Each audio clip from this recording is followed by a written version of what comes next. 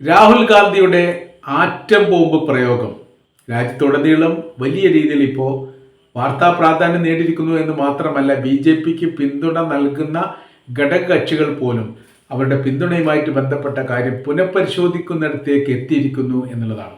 അപ്പോൾ കൃത്യമായിരിക്കുന്ന ഫലം കണ്ടിരിക്കുന്നു എന്നുള്ളത് ഏറെക്കുറെ ഉറപ്പായിരിക്കുകയാണ്. അതിലിപ്പോൾ വോട്ടർ പട്ടികയോടൊപ്പം വോട്ടിംഗ് മെഷീനുമായി ബന്ധപ്പെട്ട വിഷയങ്ങൾ ഇതിന് മുൻപ് തന്നെ ചർച്ച ചെയ്ത് വന്നതാണ്. പല ഇലക്ഷനുമായിട്ട് ബന്ധപ്പെടുന്ന സമയത്തൊക്കെ വോട്ടിംഗ് മെഷീൻ കാറിൽ കൊണ്ടുപോകുന്നതും അതുമായി ബന്ധപ്പെട്ട് പിടികൂടുന്നതുമായി വലിയ വിഷയങ്ങളൊക്കെ ഉണ്ടായിട്ടുണ്ട്. അപ്പോൾ വോട്ടർ മെഷീന് പകരം ബാലറ്റ് പേപ്പർ ഉണ്ടാവണം എന്നാവശ്യപ്പെട്ടുകൊണ്ട് സുപ്രീം കോടതി വരെ ഇന്ത്യ മുന്നണി സഖ്യം പോയിട്ടുണ്ട്. പക്ഷെ അനുകൂലമായിരിക്കുന്ന തീരുമാനങ്ങളൊന്നും ഉണ്ടായിട്ടില്ല. അതിന് കേന്ദ്ര സർക്കാർ പറഞ്ഞ മറുപടി ഈ വിഷയവുമായിട്ട് ബന്ധപ്പെട്ട് പ്രശ്നങ്ങൾ എവിടെയും ഇല്ല. കാര്യം എന്ന് പറഞ്ഞാൽ കോൺഗ്രസിന്റെ നേതാക്കൾ വലിയ ഭൂരിപക്ഷത്തിന് രാഹുൽ ഗാന്ധിയൊക്കെ പരാമർശിച്ചാണ് പറഞ്ഞത്. അദ്ദേഹം 3-4 ലക്ഷം വോട്ടിന് ഭൂരിപക്ഷത്തിന് വിജയിക്കുന്നുണ്ടല്ലോ, അങ്ങനെയാണെങ്കിൽ അവിടെയും പരാജയപ്പെടണ്ടേ അല്ലെങ്കിൽ വോട്ട് കുറയണ്ടേ എന്നൊക്കെ പറഞ്ഞ് ന്യായീകരിച്ച് അങ്ങനെ ഇങ്ങനെയൊക്കെ ആയാണ് രക്ഷപ്പെട്ടു പോകാറുള്ളത്.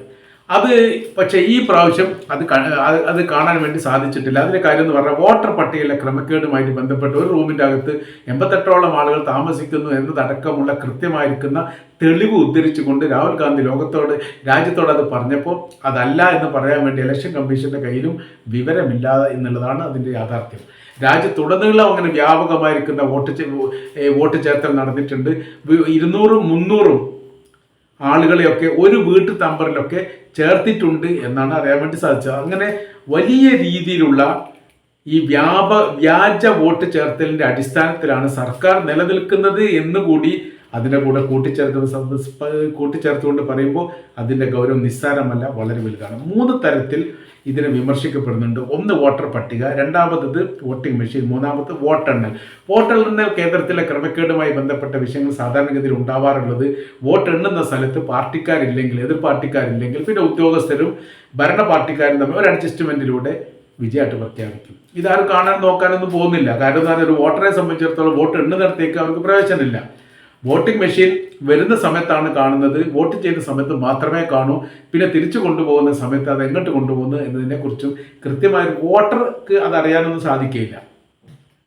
അപ്പോൾ വരുന്നതും പോകുന്നതുമായിരിക്കുന്ന സംഭവങ്ങൾക്ക് അപ്പുറമായ രീതിയിൽ വോട്ടെണ്ണലുമായി ബന്ധപ്പെട്ട കാര്യങ്ങളും ഇപ്പോൾ ഗൗരവമാണ്. കാര്യം വലിയ സ്വാധീനം ഉണ്ടാകുന്ന ഒരു സർക്കാരിൻ്റെ പ്രതിനിധികൾക്കൊക്കെ വലിയ സ്വാധീനം ഉണ്ടാകുന്ന മേഖലയിൽ ഈ പലപ്പോഴും എതിർ രാഷ്ട്രീയ പാർട്ടിക്കാർ വോട്ടെണ്ണുന്ന സ്ഥലത്തേക്കൊന്നും വരാറില്ല. അവിടെ കശപിശയും പ്രശ്നങ്ങളും സാധാരണ ഇതിൽ ഉണ്ടാവാറുണ്ട് എന്നതിനാൽ അതൊക്കെ മാറി നിൽക്കുക എന്നുള്ളത് അവർ സാധാരണ ചെയ്യുന്ന രീതിയാണ്, പ്രവൃത്തിയാണ്. അപ്പം അതുകൊണ്ട് തന്നെ കേരളത്തിൻ്റെ കാലാവസ്ഥയും രാഷ്ട്രീയ സാഹചര്യങ്ങളും അല്ല മറ്റു സംസ്ഥാനത്തുള്ളത് എന്നതിനാൽ ഇവിടെയൊക്കെ വലിയ രീതിയിലുള്ള വ്യാജൻ നടത്താൻ വേണ്ടി സാധ്യതയുണ്ട്. എന്ന് വെച്ചാൽ സ്ഥാനാർത്ഥി പരാജയപ്പെട്ടെങ്കിൽ തന്നെ ആ സ്ഥാനാർത്ഥി വിജയിച്ചിട്ടുണ്ട് എന്ന് ആരാ പറയേണ്ടത്? വോട്ടെണ്ണുന്ന ഉദ്യോഗസ്ഥനാണ് പറയേണ്ടത്. വോട്ടെണ്ണുന്നിടത്ത് എതിർ പാർട്ടി ഇല്ലെങ്കിലോ അല്ലെ എതിർ പാർട്ടിയെ ഭീഷണിപ്പെടുത്തിയിട്ടുണ്ടെങ്കിലോ ഈ കാര്യം പറയുന്നത് തന്നെയാണ് യാഥാർത്ഥ്യം എന്ന് വിശ്വസിക്കാനേ ഇലക്ഷൻ കമ്മീഷൻ വലിയ മുതിർന്ന ഇലക്ഷൻ കമ്മീഷന് പോലും അധികാരമുള്ളൂ.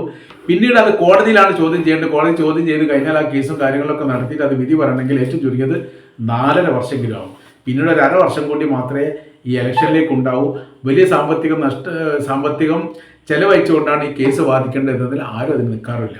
അപ്പോൾ 3 മേഖല കേന്ദ്രീകരിച്ചുകൊണ്ടും വലിയ രീതിയിലുള്ള വിഷയങ്ങൾ ഉണ്ടായിട്ടുണ്ട് എന്നുള്ളതാണ് ഈ വിഷയവുമായിട്ട് ബന്ധപ്പെട്ട് നമുക്ക് മനസ്സിലാക്കാൻ വേണ്ടി പറ്റുന്നത്. അപ്പോൾ രാഹുൽ ഗാന്ധിയുടെ ഈ വിവാദമായിരിക്കുന്ന ഈ കാര്യം പറഞ്ഞതോടുകൂടി ഈ 48 ലോക്സഭാ മണ്ഡലങ്ങളിൽ ഇങ്ങനെ ക്രമക്കേട് കണ്ടിട്ടുണ്ട് എന്നാണ് മനസ്സിലാക്കാൻ വേണ്ടി പറ്റുന്നത്. ഈ 48 ക്രമക്കേട് എന്ന് പറഞ്ഞാൽ ഇപ്പോൾ രാഹുൽ ഗാന്ധി പറഞ്ഞതിൻ്റെ കാര്യം 50,000 വോട്ടിൻ്റെ താഴെ വോട്ടിന് വിജയിക്കപ്പെട്ട BJP സ്ഥാനാർത്ഥികളുള്ള എല്ലാ മണ്ഡലത്തിലും ക്രമക്കേട് നടന്നിട്ടുണ്ട് എന്നുള്ളതാണ്. അത് പോയി എവിടെ എത്തുന്നു? തൃശ്ശൂരിലുള്ള സുരേഷ് ഗോപിയുടെ വിജയത്തിലേക്ക് പോലും അത് എത്തിയിരിക്കുന്നു എന്നതാണ് അതിൻ്റെ യാഥാർത്ഥ്യം. സുരേഷ് ഗോപിക്ക് ഡബിൾ വോട്ടുണ്ട് എന്ന് പറയപ്പെടുന്നു. 12 വോട്ടേറ്റം അദ്ദേഹത്തിൻ്റെ വീട്ടിൽ ഉണ്ട് എന്നുള്ളതും 2 ജില്ലകളിൽ വോട്ടുണ്ട് എന്നുള്ള വിഷയങ്ങളൊക്കെയാണ് ഇപ്പോൾ പോയർന്നു വരുന്നത്. അതിലേക്ക് നിജസ്ഥിതിയും കാര്യങ്ങളുമായിട്ട് ബന്ധപ്പെട്ടതെല്ലാം അന്വേഷണത്തിൻ്റെ ഭാഗമായിട്ട് നിലനിൽക്കുന്നതാണ്. അതുകൊണ്ട് നമ്മൾ അതേക്കുറിച്ച് കൂടുതൽ പറയുന്നില്ല. ഇപ്പോഴത്തെ നിലവിലെ സാഹചര്യം എന്ന് പറഞ്ഞാൽ ബീഹാറിൽ നിന്ന് പുറത്താക്കിയിരിക്കുന്ന അല്ലെങ്കിൽ ബീഹാറിലെ വോട്ടർ ലിസ്റ്റിൽ നിന്ന് ഒഴിവാക്കപ്പെട്ട മരിച്ചു എന്ന് കണക്കാക്കുന്ന ആളുകളുമായി രാഹുൽ ഗാന്ധി ചായ സൽക്കാരം നടത്തി എന്നുള്ളതാണ്. അത് ഏറ്റവും കൂടുതൽ അതിശയിപ്പിക്കുന്ന ഒരു കാര്യമാണ്. ബീഹാർ ഈ ഇലക്ഷൻ കമ്മീഷനെ സംബന്ധിച്ചിടത്തോളം അവർ മരണപ്പെട്ടു പോയി എന്ന് സ്ഥിരപ്പെടുത്തിക്കൊണ്ട് വോട്ടർ ലിസ്റ്റിൽ നിന്ന് ഒഴിവാക്കപ്പെട്ടവർ.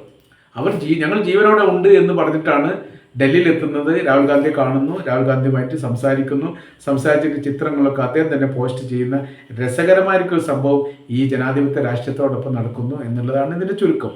അപ്പോൾ ഇപ്പോൾ ഇലക്ഷൻ കമ്മീഷന് കൃത്യമായ രീതിയിൽ മറുപടി പറയും, വാർത്താ സമ്മേളനം നടത്തും എന്നുള്ള കാര്യങ്ങളൊക്കെ പറഞ്ഞിട്ടുണ്ട്.